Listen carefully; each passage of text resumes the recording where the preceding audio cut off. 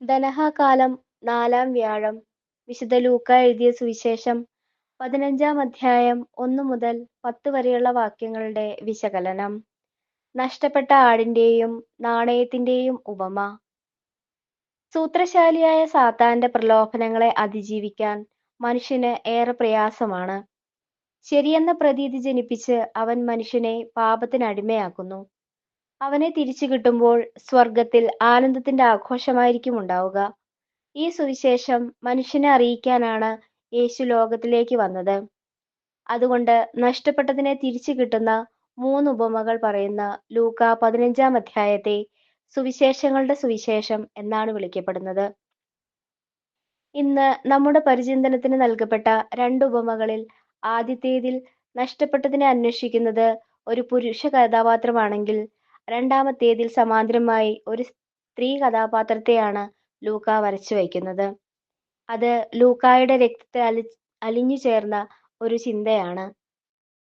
ചുങ്കക്കാരോടും പാപികളോടുമുള്ള യേശുവിന്റെ ചങ്ങാത്തത്തെ പ്രതി ഫരിസേയർ പിറുപിറുക്കുന്നതിനാലാണ് ഒന്നിനു പുറകെ ഒന്നായി 3 ഉപമകൾ പറയാൻ ഇടയാക്കിയത്.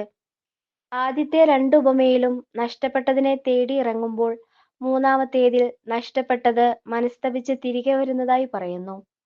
എങ്ങനെയായാലും പാപിയെ തിരികെ കിട്ടുക എന്നതാണ് പ്രധാനം. 100 ആടുകളുടെ ഉടമസ്ഥൻ സാമാന്യം സാമ്പത്തികമായി മെച്ചപ്പെട്ടവനാണ്. പക്ഷേ അതിലൊന്ന് നഷ്ടപ്പെട്ടതുപോലും അവന് താങ്ങാൻ കഴിയുന്നില്ല. കണ്ടുകിട്ടുവോളം അന്വേഷിച്ചു. കണ്ടുകിട്ടിയപ്പോൾ സ്വർഗത്തിൽ വലിയ സന്തോഷമുണ്ടായത്രേ. രണ്ടാമത്തെ ഉപമയിലും 10-ൽ ഒരു നാണയം നഷ്ടപ്പെട്ടപ്പോൾ തന്നെയാണ് ആ സ്ത്രീ അന്വേഷിച്ചിറങ്ങുന്നത്. കണ്ടുകിട്ടിയതിനാലുള്ള അവളുടെ സന്തോഷത്തെ അനുദപിക്കുന്ന പാവിയെ തിരികെ കിട്ടുമ്പോൾ സ്വർഗത്തിൽ ദൂതന്മാരടങ്ങുന്ന എല്ലാവർക്കും പറഞ്ഞറിയിക്കാൻ കഴിയാത്ത സന്തോഷമുണ്ടാകുമെന്ന് ഉപമിക്കുന്നു. അനുതാപം ആവശ്യമില്ലാത്തവർ ദൈവത്തിന്റെ സന്തോഷമാണ്. എന്നാൽ അനുതപിക്കുന്ന പാപിയെക്കുറിച്ച് ദൈവം കൂടുതൽ സന്തോഷിക്കുന്നു. ചുങ്കക്കാരനെ ശിഷ്യനാക്കിയപ്പോഴും, പ്രധാന ചുങ്കക്കാരന്റെ വീട്ടിൽ അതിഥിയായി പാർത്തപ്പോഴും, തന്റെ പാദാന്ത്യത്തിൽ ഇരുന്ന് പാദം ചുംബിക്കാൻ പാപിനിയെ അനുവദിച്ചപ്പോഴും യേശുവും ഇതുതന്നെയാണ് ചെയ്തത്.